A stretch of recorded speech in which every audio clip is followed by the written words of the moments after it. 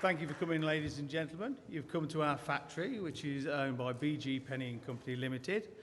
And we're great, we're very proud to be hosting the new Brexit party, the launch. And this industrial factory, just a little bit about what we do metal finishing. So we do shot blasting, metal spraying, powder coating. It's all done in this factory, and a lot of it is export, a lot of it is used in this country. We do engineering, architectural, military, various items. And we're very, very happy to host this event for us as the start of the Brexit party. And with that, I'm going to hand over to Nigel Farage.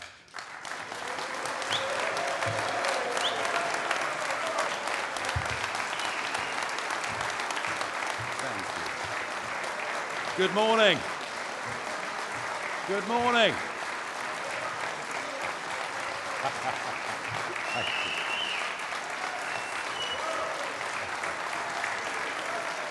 Thank you, thank you, thank you.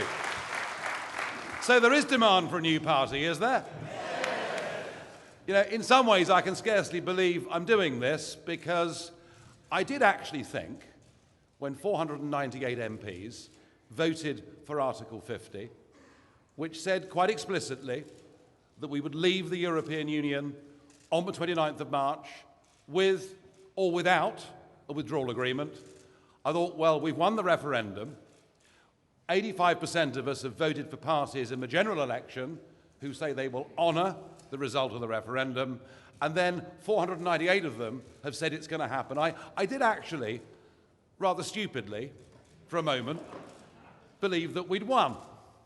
But it became clear pretty early on, really, with the so-called negotiation, that our Remainer Parliament, our Remainer Cabinet, and indeed our Remainer Prime Minister were going to do their utmost to delay, dilute, and in many cases to actually stop and overturn Brexit. And I think what we've seen over the course of the last few weeks is the betrayal, willful betrayal, of the greatest democratic exercise in the history of this nation. And when I began to realise back in November, December, that extension was almost certain to come, that there would be more European elections, I thought, I know what I'm going to do. I'm going to set up a party. I'm going to call it the Brexit Party. But given that it's the most Googled word in the English language, I wonder whether the Electoral Commission will allow me to use the name. Well, they have. And you are here today at the birth, at the launch of a new force in British politics. Welcome to the Brexit Party.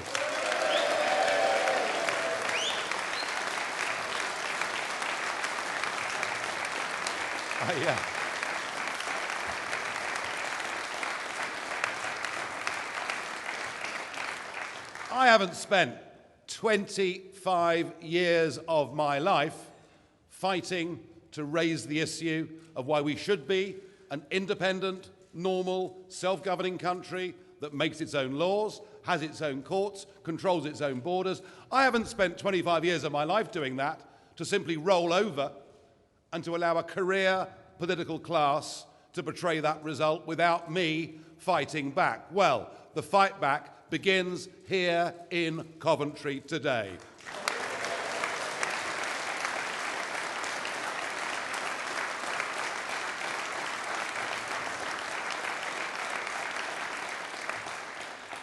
And I think what's happened is our two-party system simply can't cope with Brexit. I think our two-party system has been exposed, frankly, as being unfit for purpose. I think we have a parliament that is now completely out of touch with our country. I think politics is broken. And I want to say this. This party is not here just to fight the European elections on the 23rd of May this year. This party is not here to ask people simply to express their anger by going to the ballot box and voting for us on that day. No, no. The 23rd of May is the first step of the Brexit Party. Our task and our mission is to change politics for good, to change all aspects of politics in this country.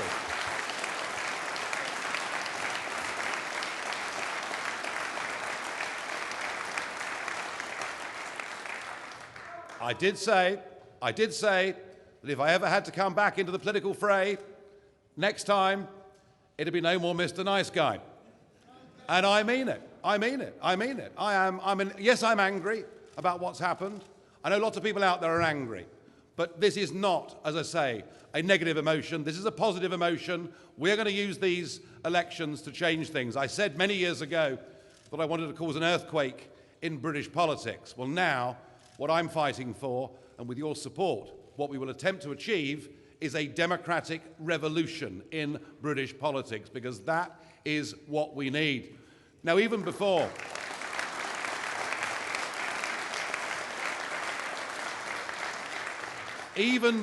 we've launched the party, one or two very interesting and exciting things have begun to happen. Just over 10 days ago, the website went live, and we said to people, if you want to sign up as registered supporters, if you want to donate money to the party, we're open for business. And I think it's pretty remarkable that in the first 10 days of operation, we've managed to raise over £750,000 from small donations from members of the public. I've never seen anything like that in my 25 years of campaigning. And when I was asked this morning on the Today programme, on the BBC Today programme, I was asked, what big donors do we have? I said, well, of course I'd welcome big donors, but wouldn't it be even more exciting if it was hundreds of thousands of small donors that funded the rebirth of democracy in this country?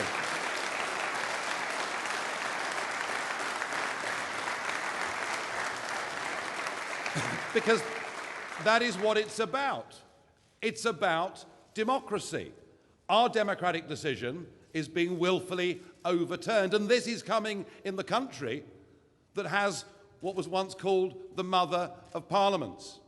And I can tell you that all over the world, our friends, and I do know one or two quite highly placed politicians in some other English-speaking countries of the world, and all over the world, people look on with incredulity because they still think that we're a great country.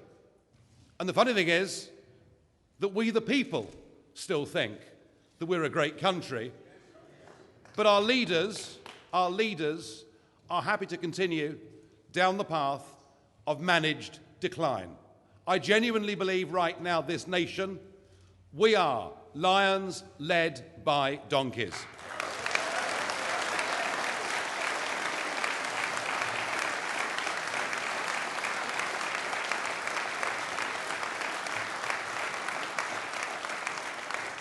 And not only are our leaders weak, not only have they willfully betrayed this result, but they're also pretty much incompetent. They're not actually very good at what they do. They're not very good at anything. Too many of them have been down the path of going straight from Oxford to become a researcher, to become a member of Parliament in their late 20s. They've got no experience of the real world. They are classic career politicians because to them, getting re-elected matters more than anything else. They're not in politics out of passion. They're not in politics out of a cause. And in many ways, you can understand why career politicians would embrace the European project. It's a wonderful safety net for anybody that fails in national politics.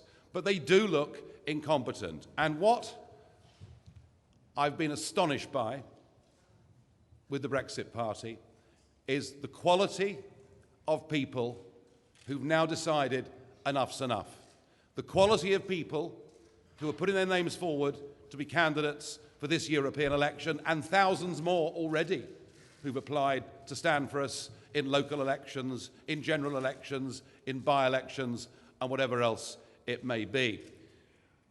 And I also want to emphasise that amongst this remarkable talent we've got from men and women who will be standing on our list, and I do believe that the list that we will put before the British public on May the 23rd will be the most impressive list of candidates any political party has ever put before the British public in history. I genuinely believe that, and I mean that.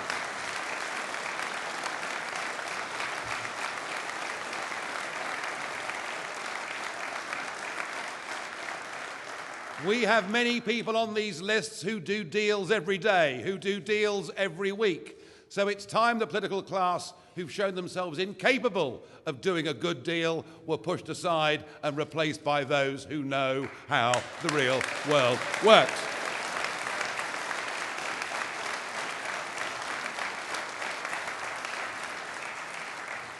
Of course, there'll be questions about broader issues of policy, and we'll come to that in time. But for now, we are focused on the 23rd of May. For now, we are focused on this question of democracy, this question of trust, and indeed, this question of competence. How are we going to do? Well, I don't know. But I have been to the bookmakers this morning. And I remember in the run-up to the referendum, when it was 4-1 against Leave winning, and I went into a bookmakers in London and put down a bet on how everybody thought it was so terribly funny. Well, I did manage to collect my winnings. And I have this morning put £1,000 on the Brexit party to top the poll in the European election at the odds of 3-1. Who's to say? I don't know. All I can say is this first step in our journey to change politics for the good, this first beginning of this fight back, all I can say is we are going to provide the British people with a decent, respectable, competent political vehicle that they can believe in and they can vote for. And after that, well, it's not up to us, is it? It's then up to the public in this country. I think we're going to set something exciting, a spark. It's going to happen over the course of the next few weeks. I do believe that we can win these European elections and that we can again start to put the fear of God into our members of Parliament in Westminster. They deserve nothing less than that after the way they treated us over this betrayal.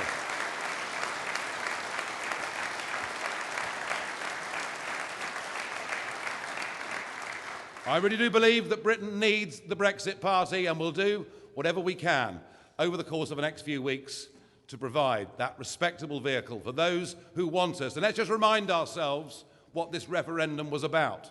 It wasn't about some economic prognosis from the CBI that we might be worse off, or a view of many of the entrepreneurs that support us that we're going to be a lot better off. It wasn't about that. The referendum was a very simple choice. Did we wish to stay part of a political union, or did we wish to become an independent, self-governing nation? And we, Leavers in this country, none of them have changed their minds. In fact, in many ways, the Leave vote has hardened in this country. And there are equally many people who voted Remain, who believe that democracy is so fundamental to this country, to who we are as a people, that unless the will of the people is carried out, something would have changed in our nation forever. So I think, with a bit of luck and a following wind, trying our hardest, I think we can turn this around. I know this is a battle that we shouldn't be having to fight, but we are having to fight it, and we are going to win it.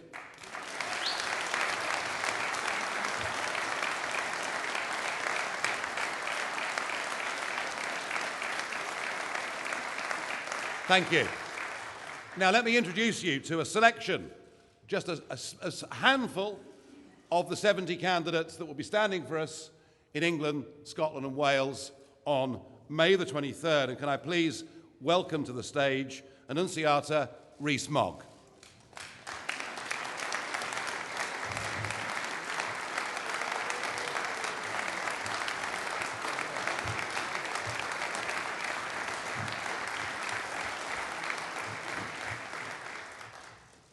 Hello, as Nigel has said, my name is Annunziata Rees-Mogg, and I am here today in sadness. I am here in sadness that our democracy has been so betrayed that I feel the need to be here. For the last 8 years, I've been a full-time mother. I didn't think I would ever be back on the political scene. I wanted to avoid the negative comments that people throw all over the place and the violence that can come from putting your name above the parapet and standing for what you believe in. I didn't want my children to have to suffer that, but my country needs to be recognized in the democratic way that it has called for. Our politicians need to listen to what the people have said.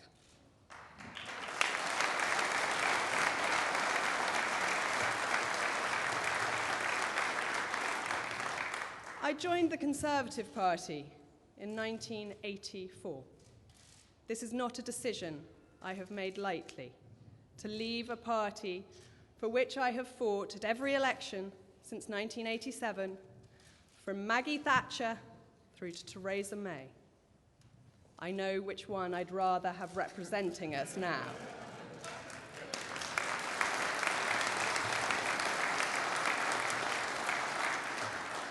Within the Conservative Party, there have been good times, but there have been quite bleak times where I wondered what our leaders were doing, and I had serious questions.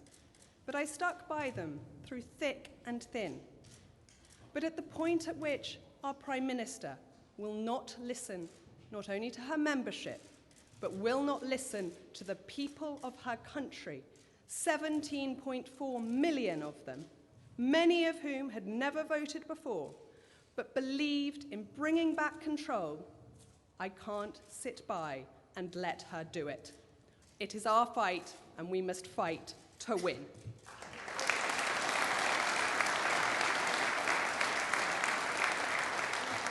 There have been scare stories, left, right, and centre.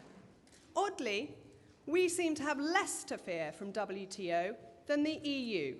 It is them that should be trying to avoid it. When it comes to tariffs, the majority of the world operates on WTO, and it is the world that is growing as Europe and the European Union economies stagnate. We should be looking further afield. We should not have fear, we should have belief. We know we are a great nation, and for that we should be proud. We should stand up, we should fight for our futures, for our children's futures, but most importantly, we should trust the people. In 2003, I founded a campaign called Trust the People because it's what I so fundamentally believe in. We've got to rescue our democracy. We have got to show that the people of this country have a say in how we are run, that the politicians are not our masters, they are to do our bidding. We must fight back not only of control from the European Union, but fight back for control of our own democracy. The stakes are that high.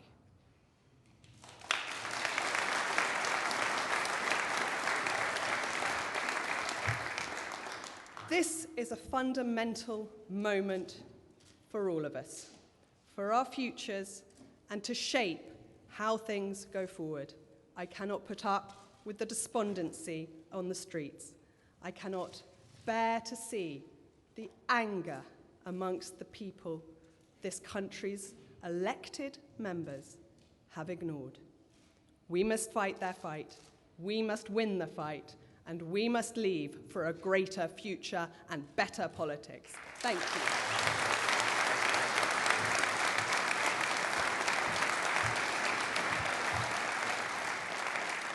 Well, thank you very much. And I was also asked this morning on the Today programme, whose votes were we targeting?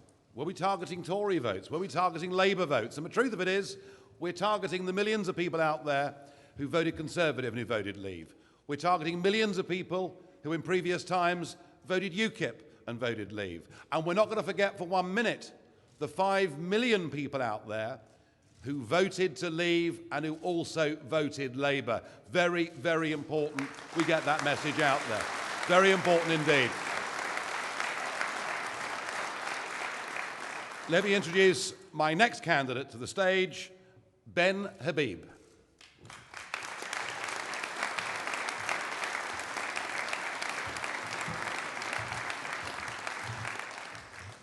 Well, thank you, Malcolm, for welcoming us to your industrial facilities in the heartlands of the manufacturing sector in Great Britain. I am delighted to be here. My name is Ben Habib. I'm founder and chief executive of a company called First Property Group.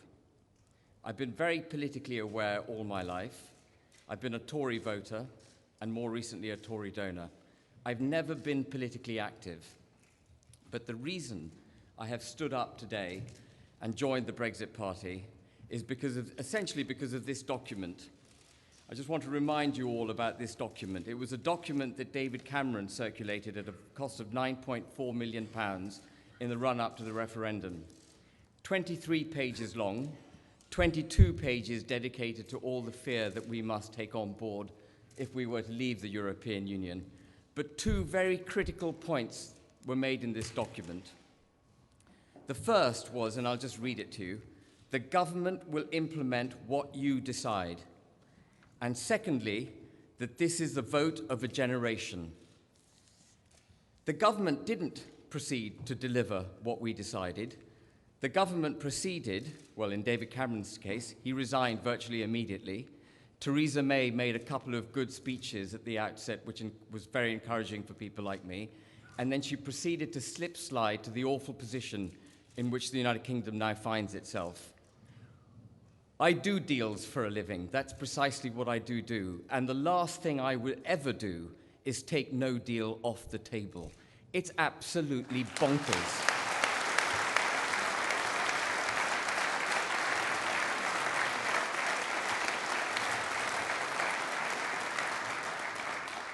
If you take no deal off the table, what you're signaling to your counterparty is that you will sign, and it's a logical consequence, you will sign any deal that they put in front of you. In other words, Parliament has condemned this country to unconditional surrender.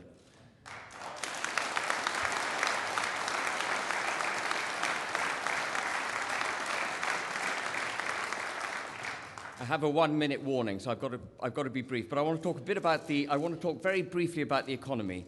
The whole Remain argument centres on the economy.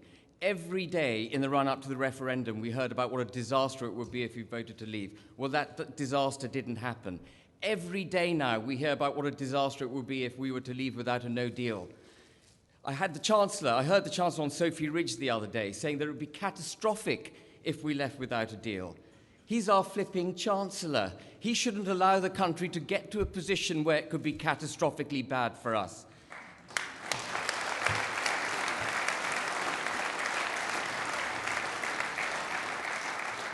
But let me tell you, there is nothing to be feared from no deal. People don't trade with the United Kingdom because we're in the European Union. They trade with the United Kingdom because they want to buy our goods. They want to sell us their goods. Trade deals are not a prerequisite for trade. They're just a nice to have. We will be absolutely fine without a deal with the European Union. I've run my business successfully through the boom period as well as the credit crunch. Economies change, markets change, legislation changes, social behavior changes, buying pattern changes, internet and the technological environment in which we operate change. Businesses are subject to change all the time. If we think the imposition of a small number of tariffs is going to knock Great Britain off its legs, then we've lost the plot. And I'm out of time. That's all I have to say. Thank you.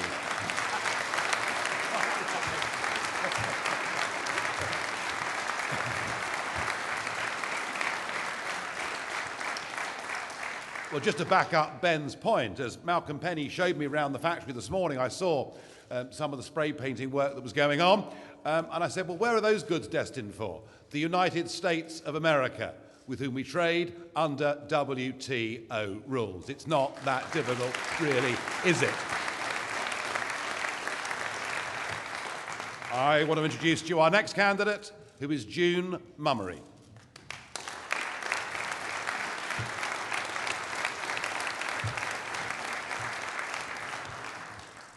Good morning, ladies and gentlemen. Good morning, Coventry. My name is June Mummery, business owner and founding member of Reef, Renaissance of the East Anglian Fisheries. I represent fishermen from King's Lynn all the way down to the Thames estuary. I have been fighting continuously for the past 2.5 years to secure a brighter future for our coastal communities post-Brexit, which have been left behind by governments past and present. I want to ensure this changes. Brexit is a golden opportunity to rejuvenate our fishing industry, realise our vast potential to become as successful as Norway, Faroe and Iceland. We have a vision and a sustainable plan to make our coastal towns prosper once again. We must take back full control of our precious ocean and the fish within it. There are billions of pounds worth of fish to be caught and processed in our country, creating jobs and wealth. One job at sea produces 8 jobs on land. The UK fishing industry could be worth a staggering 1.6 billion catch value and 6.3 billion net to plate value. I have lobbied hard towards the banning of electric pulse fishing, exercised by the Dutch fishing fleet in community waters. This barbaric, unethical method of fishing kills the biodiversity that makes up the very ecology of our sea. Our campaign has been a success. Pulse fishing is to be banned in the sea. Our campaign has been absolutely wonderful. Our campaign has been a very big success. Pulse fishing is banned in our European waters. This is first-hand evidence of what passionate UK citizens can achieve when we work together.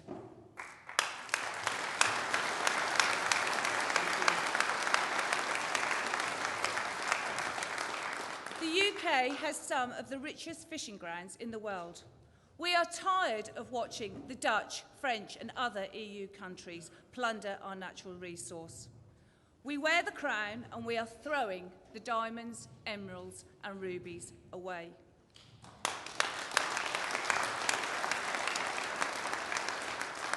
We must scrap the common fishery policy, take back full control of our waters and take full control of our country and our destiny to make our country great again. Thank you very much.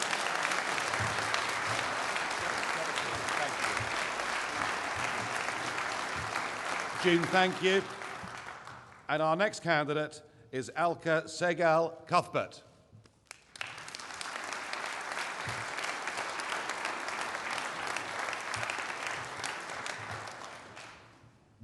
Hello, I'm Elke Segal Cuthbert and I'm a teacher, but I'll try to be not too teachery.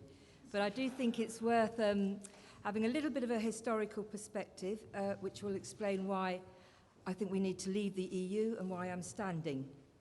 I think the question of democracy is central. It's taken centuries for societies to go from being ruled by myths and taboos to monarchs who rule by divine right, to social democratic forms of governance, which are based on the majority vote and where the governments get their legitimacy from their citizens through democratic mandates. I think it's the idea of one citizen's vote being equivalent to any others, irrespective of religion, employment status, cultural preferences, or what have you. That fundamental principle has been the basis of equality and the basis of a level of social solidarity that made Britain a place that my dad wanted to come to in the early 60s from India. He was a teacher and he stood as a local Labour candidate, probably the first non-white in that particular London suburb at the time. And he came not for money and not for access to services, but he came because of that democratic principle, a principle that respected democracy and autonomy as a general rule for everybody, not just if you were rich or if you were academically qualified or if you had the right beliefs. And I think since the referendum and all the developments subsequent, we've seen that even as an ideal, that principle of democracy is so weak, it doesn't really exist anymore, because over the past quarter of a century, our political class, that's from all parties, have spent their time and efforts, along with their friends in Europe, to create an institutional structure of political regulation that, in the words of one academic who I am happy to quote, has depoliticised the economy and de-democratised politics. And that's had... and that is not just a question, that does not just affect the narrow sphere of politics in Parliament. That has had ramifications throughout our lives, because our institutional professions, our institutional structures have been recast. You know, these are things through which most people live our lives. Mums, teachers, nurses, fishmongers, everybody lives their lives through these institutions, and they have been recast from away from democratic principles into technocratic, rule-bound things that kind of squeeze the space for human judgment and human experience. And the effects of that, I think, as a teacher, I've seen how that's affected my profession, and I know people who work in the healthcare, and their profession is similarly affected, not just by material cutbacks, but by a profound demoralisation. And I think it's time to re-democratise and re-moralise politics. I don't think...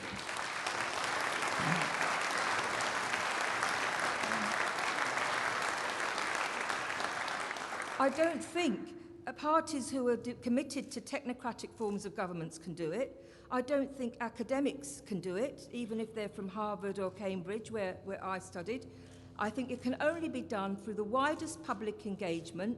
The process has been started already, not by Nigel, powerful as he is and charismatic as he may be to some, but it's actually been done by everybody, and I mean everybody who voted in the referendum, whether it was Remain or Leave. Right? And so this isn't just about that anymore. It's about respecting that democratic vote. The Remainers might have been aligned with the political class this time, but if they let this democratic principle go, next time when you vote, who's to say the government will respect anything, right? So it can't be...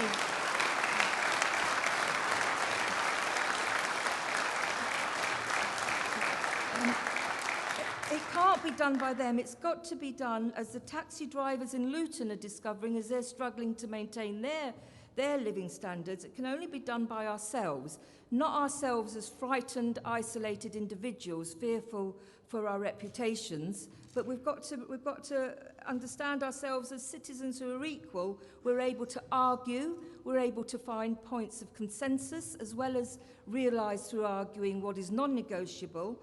And through that process, through that messy human political process, arrive at consensus decisions, which we did in that referendum. It's called independent thinking, it's called democracy, and I think it's worth fighting for.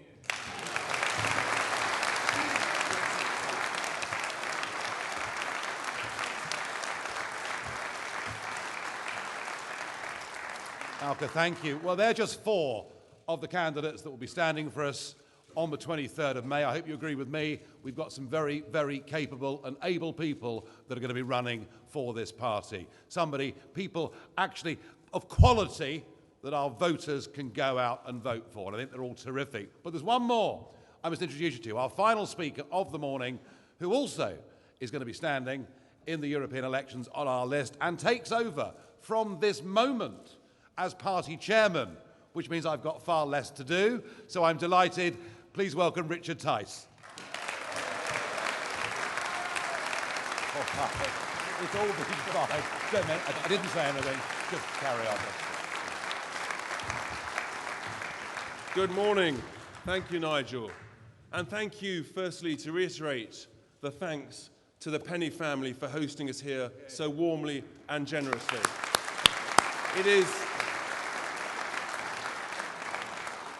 It is wonderful to be amongst a long-standing family business, the sort of business that actually is the bedrock of the UK economy and of which we should be incredibly proud. I've been a businessman and an entrepreneur for over 30 years. I've been involved in running small, medium and large companies, including a £1 billion multinational business listed on the stock market where we tripled the share price in just 4 years. I've built thousands of homes. I've been involved in creating tens and tens of thousands of jobs in the construction sector. And I've attracted hundreds and hundreds of millions of pounds of investment into this country from overseas. And I've been a lifelong member of the Conservative Party. But like many, I've concluded that, frankly, enough is enough.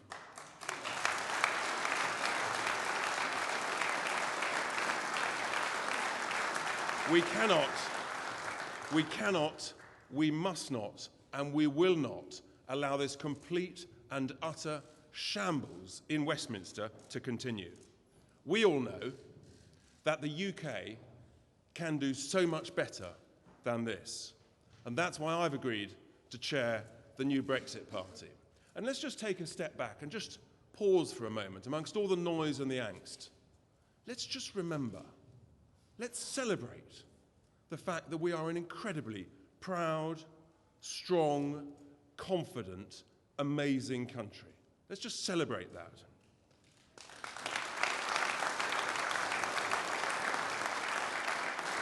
Amongst all the noise in Westminster, we forget we're one of the top 6 economies in the world. We're a permanent member of the G7, a permanent member of the UN Security Council, part of the Five Eyes security network. We're the head of the amazing Commonwealth countries around the world. We have the best trained armed forces in the world, 3 of the top 10 universities. London is the greatest capital city in the world with one of the leading financial centres. These are huge achievements to celebrate. We also, of course, have the greatest football league in the world. And despite all the noise again, people forget. In 2018, thanks to Brexit, this great economy of ours outperformed Germany, France, Italy. We're employing record numbers of people. Unemployment is at record lows. And thanks to Brexit, wages are increasing faster than inflation. So we have so much to be optimistic about. And yet our current crop of politicians seem to be pessimistic. We are poised to go from strength to strength. But that, ladies and gentlemen, requires confident, bold, optimistic leadership.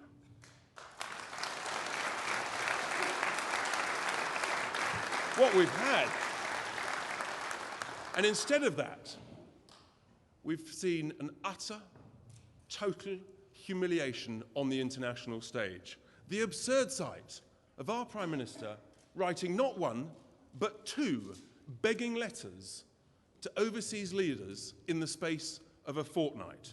You literally couldn't make it up if you were writing a fiction book.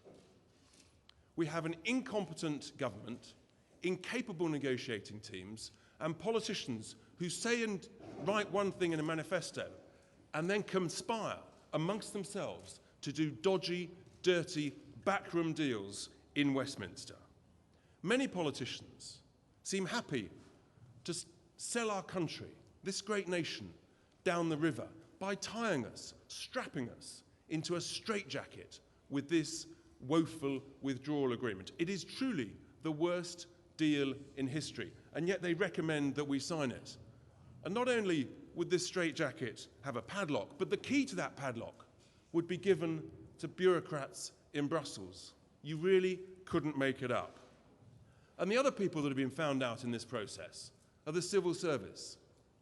They're not up to the job. And only this morning we learn that yesterday, politicians and the civil service seem to think that it's a good idea to stop no-deal preparations.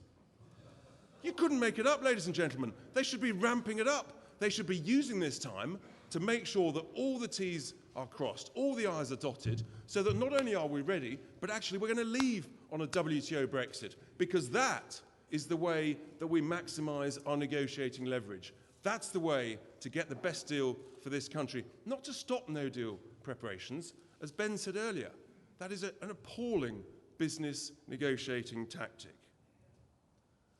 And as we sit here or stand here today, it's unbelievable that in this country, the mother of all democracies, the very essence of trust in democracy, is being destroyed. And it's utterly tragic when thousands, hundreds of thousands of people who never voted before, they showed that confidence in the referendum, and now they're questioning, saying, why would we ever bother to vote again? Enough is enough. That's why, ladies and gentlemen, we must fight back. That's why, ladies and gentlemen, we must change politics for good in this country. Because we all know,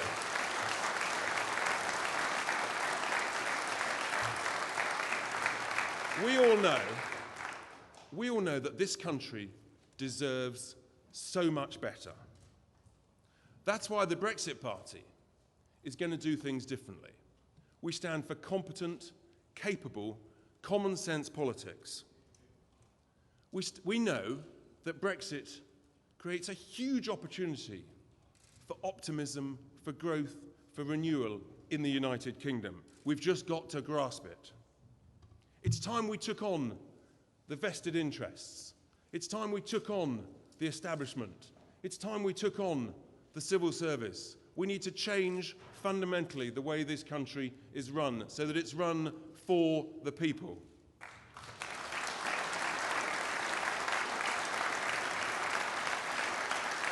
Never again, ladies and gentlemen, should we ever allow ourselves to be humiliated in this way. But if we carry on under this current leadership, we know what will happen. We'll be here on the 31st of October, Halloween night, and we'll be writing another begging letter. It must stop.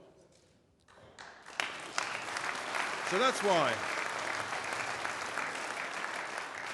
why we are so proud of the incredible quality of hundreds and hundreds of applicants to stand as candidates for this new party. And it's great to see the first 4 that we announced today. And as we announce the remaining candidates over the next couple of weeks, you will see specialist skills, real knowledge, great experience, success from entrepreneurs, from academics, from doctors, from people from the military. That's the sort of quality that we need to bring into politics to make this difference. And not only did hundreds and hundreds of people apply to be candidates, but it is deeply humbling that thousands and thousands and thousands of people across the country have online made donations to help start this new movement, this new party. That is deeply humbling for those of us that are leading it. And it's also extraordinary, the number of activists and volunteers and local associations of other political parties who've been phoning up saying, can we help? Can we get involved? What do we need to do? We're with you. Just tell us when. Something is changing.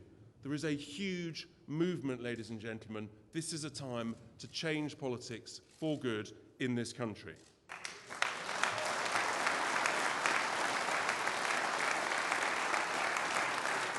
And we say to anybody that says, well, these EU elections are not worth voting for, why should I bother? I'll tell you why you should bother. Everybody, for the first time, should vote in these elections, because this is an opportunity to send a very clear, very strong, very powerful message to Westminster. It's a chance for a springboard to transform politics. People want change.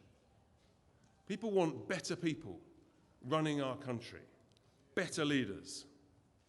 People want quality people spending taxpayers' money, our money, wisely, better, and to stop the waste. People want faster decisions.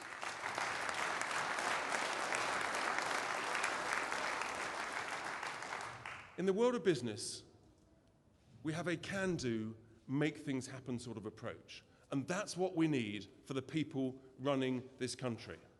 If this country was run like a well-run, lean, successful business, we would all be in a much, much better place.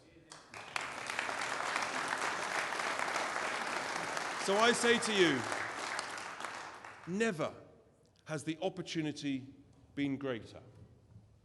Never has the appetite for change been stronger. We can do this. We can restore trust in democracy, which is absolutely fundamental. We can send a very clear, positive message to Westminster.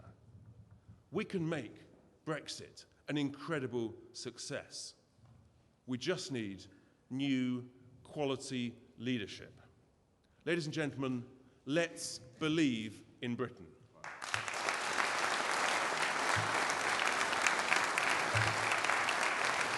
So, you're going to do the questions, yeah? Yeah.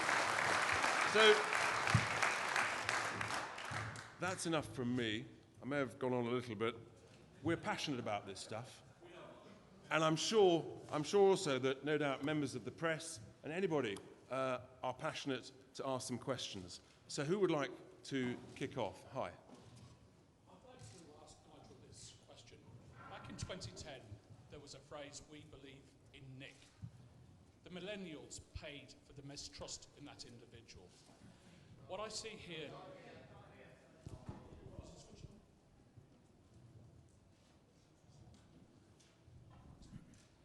Good morning. Greatly... Not a microphone issue. Do your best. In 2010, there's a slogan, "I believe in Nick." The greatest representation to the millennials, as we know, as a generation. Nigel, I come from Labour. I'm appalled at what Corbyn is doing, talking to the devil incarnate. You will need a social policy. I'm surprised that Gisela Stewart is not here to reach his heartland, to use the have-nots as a way forward. You need to offer those people hope in terms of housing, fighting zero-hours contracts, struggling from hand to mouth. When is a social policy coming forward? You don't want to fall into the trap, my friend, of the haves lifting the have-nots. It is the have-nots that will take this party forward, and I urge you to make that representation. Bring the people of calibre forward and not more of the same. Well, look, the point I made to you was this, that our first electoral test is going to be on the 23rd of May. It's going to be a European election. It's going to be a European issue. It's also going to be a proportional representation election. And we're going to fight those European elections on democracy, on trust, and on competence, all right? And I promise you, we will put out the beginnings of a broader manifesto thereafter. And yes, we will put the British people first and give everybody opportunity. And of course, our policies will have a social dimension, I promise you, of that.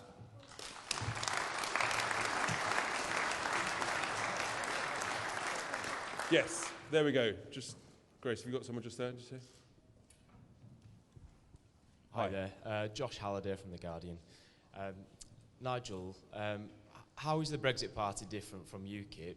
And aren't you in danger of helping the two legacy parties, as you call them, by splitting the pro-Brexit vote? Well, look, I mean, I think that UKIP and the Brexit Party are very different. UKIP was a big part of my life. I was a member of it for 26 years. Indeed, I gave it many of the best years of my adult life. And we did achieve, I think, some pretty remarkable success with it. One of the things that I always did, and yeah, sure, I talked about tough issues. I talked about things that others would rather just brush under the carpet. But when I was leader of UKIP, we didn't allow anybody to even be a member if they'd formerly been part of the EDL or the BNP or any organisation like that. In fact, I think we were unique in political parties in outright banning people from those backgrounds. And I'm afraid, and I did my very best during the course of last year to warn UKIP not to go down that route. They have decided to go down a route where there seems to be a complete obsession not just with Islam, but it would appear with all of its adherents. They've attracted a fairly, shall I say, loutish fringe, and we certainly saw that when we had the Leave Means Leave rally after the march from Sunderland the other day in Parliament Square. You know, what kicked off with UKIP in Whitehall that evening was pretty unsavoury, and I don't think that Middle England, decent people, want to vote for a political party that is linked to extremism, violence, criminal records and thuggery. That's why I left UKIP.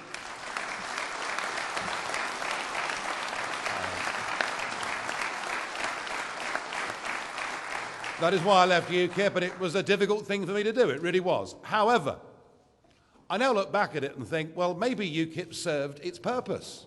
Maybe it did what it was set up to do. It did precipitate that referendum. But the Brexit Party is not here just to talk about the European issue. The Brexit Party, the very word Brexit is no longer just about leaving the European Union. The word Brexit represents a state of mind. The word Brexit represents the great battle of our day, and that battle is the people versus the politicians. That is what Brexit means, and this party is not just about going out with the intention of winning those European elections. It's not just about making sure that that referendum is delivered on. We are about fundamentally changing politics in this country.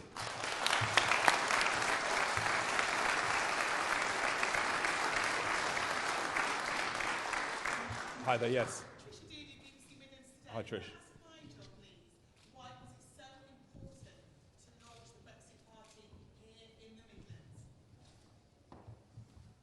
Because it's the heart of England, that's why. I think it's the easiest question I've ever been asked. We're launching it in the heart of England. We're launching it in a successful family-run business. And by doing it here, we're sending a message. We are a party that understands business. We're a party that understands the importance of business. And we're pretty tired of the argument that we hear from multinational businesses and career politicians that somehow business is in favour of the customs union. Business is in favour of the single market. And actually, there are vast numbers of businesses out there that do not want to be regulated at a European level and understand, as we do, there is a bigger, better, more exciting future with a broader world out there. Hi, yes, just here. Hi. Hi Nigel, I'm Mark Cardwell from SWNS News Agency. Just wanted to ask what your feeling is at the moment about a second referendum, and would you be worried that Leave wouldn't win this time? It's another easy question. You cannot have a second referendum until you implement the first referendum.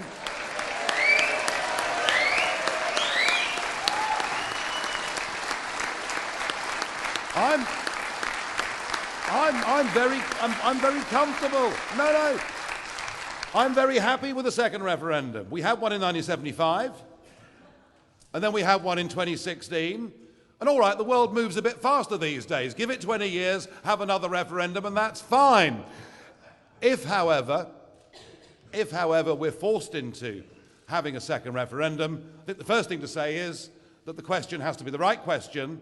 You know, the idea that it would be Mrs. May's treaty against the existing European treaties would be an outrage, and if that was put to us, well, I did say, actually, that I'd spend the day down the pub, but I'm a somewhat reformed character now, so what I would do is go and spoil my ballot paper. We have to have a proper question if there is to be a second referendum, and I will say this to you, and it's very interesting how large sections of our commentariat and our media are completely ignoring what has happened in the last 5 weeks in this country, which is a dramatic shift in the opinion polls, a dramatic shift towards leaving on WTO terms. Now, every single region of England and Wales, with the exception of London, now has majorities, big majorities. In the case of the Midlands, it's a 16% majority of people here who want to leave with no deal as opposed to remaining. So I think we'd win anyway. Hi. Hi, I'm from the Commentary Observer. You issued a specific appeal to attract business people, people who do deals, entrepreneurs, and to avoid politicians. You're in the traditional industrial heartland, as you've said. And we hear very often from chambers of commerce in the region, from prominent business people, that there is a direct threat to thousands of jobs in this region and market uncertainty caused by Brexit. What does this party say to those people who are seriously worried about whether they will have a job next year? I mean, your point about market uncertainty is a well-made point. Absolutely. The longer this drags on, the more this Prime Minister kicks the can down the road, the more market uncertainty there is. I mean, every business has to deal with changing conditions. Every business has to deal with differing social trends. Every business has to deal with different legislation. Every business has to deal, if it trades overseas, with the fact that some of your markets are going through recession and some are going through extraordinary periods of growth. The one thing that I've found, certainly speaking to business people, entrepreneurs in business, is they just say, just get it done, get it over with, tell us what the cards are, we will adapt and adjust to whatever those circumstances are. And as for the jobs point, well, you know, we were told by George Osborne, remember him, that if we voted leave, he would have to hold an emergency budget.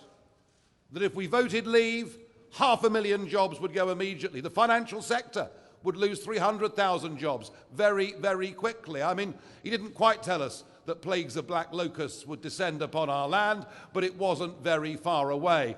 And has been said from this platform already, the one area of the British economy that is suffering is investment. And that is because of the continuing uncertainty and not knowing what resolution there is. But by every measure, he was wrong. And you know, the same people who talked to me about the fact jobs could be lost are the same people who told me if we didn't join the euro, it would be a catastrophe. The same people who told me the exchange rate mechanism would be good for our country and it would be a disaster. So you do tend to find that there are two business voices. There is a corporate voice, generally coming from very big companies who want to keep things exactly as they are. They are very happy with European regulation, as much European regulation as possible, because what that does is it actually stops new entrants coming into the market, keeps prices high. So you find corporates will be in favour of a regulated European model, but actually amongst SMEs and elsewhere, many think there could be huge benefits from us leaving the European Union. Either way, the real answer is, whatever the circumstances are, Britain adapts, and we are an entrepreneurial country, we're a global trading nation, we will do absolutely brilliantly in the future, and I feel freed from those shackles, and particularly getting out of the customs union and being able to do our own negotiations around the world. Why would you tie yourself inextricably to what is just 15% of the world's economy, and in 10 years' time might not be much bigger than 5%? Just to reiterate that, let's just remember, despite George Osborne's warnings, we're actually employing over 1 million people more now than at the time of the referendum. And you talk about chambers of commerce, and let's just think the biggest business group, the CBI. They have been wrong every single time. They resisted the Thatcherite reforms. They said we shouldn't leave the ERM. Thank heavens we did. They said we should join the euro. Thank heavens we didn't. And then at the time of the referendum, they said it would be a disaster. It wasn't. It's a springboard to success. Whatever the CBI recommend, ladies and gentlemen, if you do the opposite, you'll be much better off.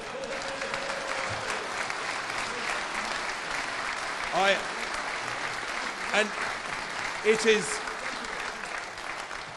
They can't even tell the truth about the size of their own membership. Enough said. So, next question. Thanks very much. Alex Morales from Bloomberg News. Nigel Farage, I was wondering if you could say how much you think the European elections might be a proxy for a second referendum. And you said you put money on the Brexit party. How well do you rate the chances of the pro-Remain, pro-second referendum parties? Well, it's an interesting question because there are quite a lot. I mean, there was a question asked earlier about splitting the vote on the EU withdrawal side with UKIP, and I think I gave an argument as to why I think the glass ceiling on UKIP is now really quite low. That's my view. When it comes to pro-Remain parties, well, you've got the SNP, pro-Remain, the Greens, pro-Remain, Plaid, pro-Remain. You've got the Liberal Democrats, pro-Remain. You've got Chucker and his chums, pro-Remain.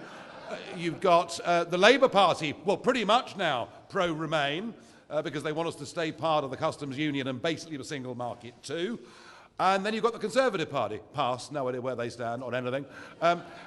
So it does seem to me that actually, the split in the vote is going to be on the Remain side, it seems to me. Do I think?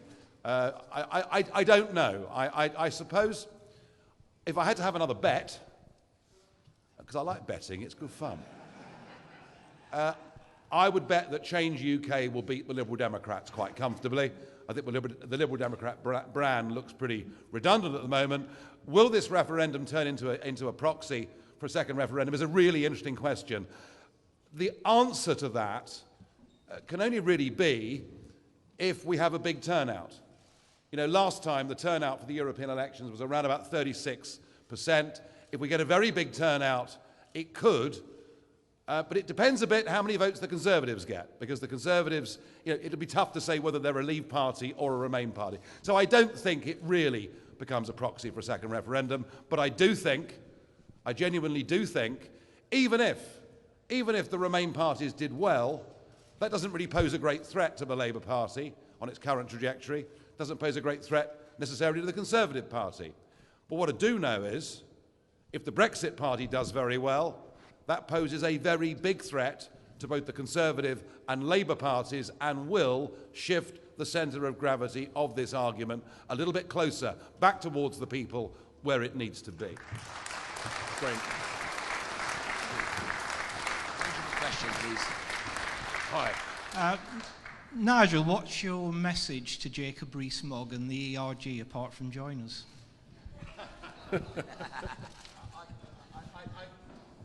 I think that when it comes to questions about the Rees-Mogg family, I may leave that to others to answer this morning.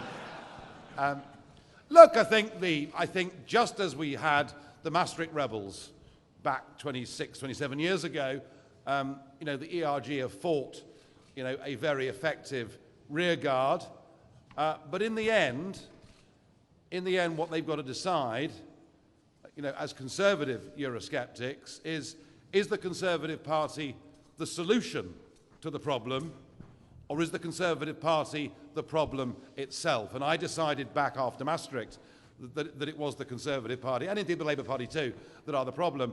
And look, I think British politics needs to be realigned. I don't think these two parties, frankly, can cope with Brexit. I don't think the two-party system is fit for purpose. And look, I know it's very ambitious. I know it's very bold. But what we are trying to do is change politics for good, completely reshape the British political system. That is our ambition. And do you know what? We're going to try our damnedest.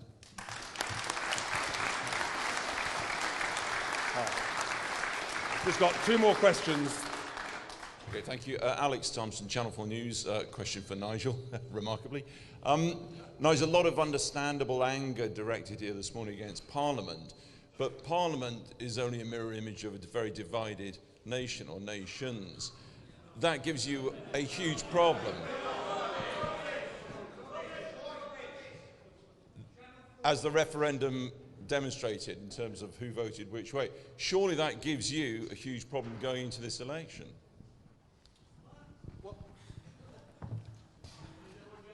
Alka talked about the way democracy works. That you have a majority in democracy and you respect that majority and you wait for next time if you want to get your own back electorally. That is how our system has evolved. It's how it's worked. The reason we have division in this country, some division in this country, is because a substantial number of the big business and political elites refused to accept the result of the referendum. That is why we have division in this country. that is why we have this new breed of person living in Britain, the militant Remainer. But actually ask yourself overall, is this country divided? We have a political crisis in this country, absolutely. But we don't have a national crisis in this country. This is not the late 1970s, where it was both a political and a national crisis. In fact, and what this polling is showing, what this big shift in the last 5 weeks in the opinion polls is showing, is that in fact people are coming together and saying one very simple thing: just get on with it. Last question, ladies and gentlemen. Jennifer O'Connell from the Irish Times. Question for Nigel. Nigel, if you He's are popular, isn't he? if you are successful in making the case for leaving under WTO rules, how do you propose avoiding a hard border in Ireland and protecting peace on the island? Well, I don't know who's going to build this hard border, because we're not going to build a hard border. The Taoiseach has said that the Republic of Ireland won't build a hard border. Mr. Barnier has said that the European Union isn't going to build a hard border. Whether Donald Trump's coming over, or I'm not really sure. But it is fascinating that the European Parliament itself, back in early 2017, produced its own report, How to Deal with the Irish Border in the Event of a WTO Brexit. I thought it was fascinating 3 weeks ago, when there was speculation about whether we would be leaving under WTO, very firm statements. Under WTO, both the Commission and Dublin saying there'd be no hard border. And yet, with the withdrawal treaty, there was the backstop. So look, this is all nonsense. I believe in time. I do believe the quickest way to a free trade deal, the quickest way to make things easy, particularly for Irish beef farmers and people like that, is we leave on WTO rules, and you know something? The European Union will come running down the street after us wanting a tariff-free deal. But that is how we get there.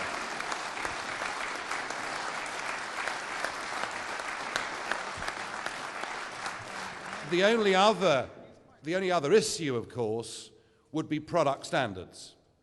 And I understand that, because outside the single market, we would not be subject to the same rules imposed from Brussels. But you know what? After 44 years of regulatory alignment, the day we leave, and actually for a long time afterwards, the products are going to be on the same spec. Because we're leaving the European Union, we are not in this country going to lower our standards to third world level. It simply isn't going to happen. And I think the Irish border, very cleverly, was put up by Monsieur Barnier to be this insoluble problem. And our Prime Minister, and it's remarkable this if you think about it, on the 8th of December 2017, because of a deadline set by an unelected bureaucrat called Monsieur Barnier, the British Prime Minister left Downing Street at 4:15 in the morning to fly to Brussels to meet his deadline. And there, in desperation, she signed up to the backstop, and it's been a disaster ever since. All I can say is I wish Barnier was on our side, not Mrs. May. I'm just going to finish on this point.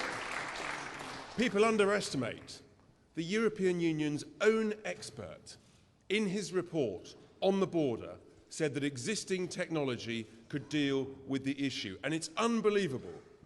It's part of the problem that I referred to earlier, that our own politicians, our own civil service, didn't hold them to their word. Instead, they fell for it because actually it suited them.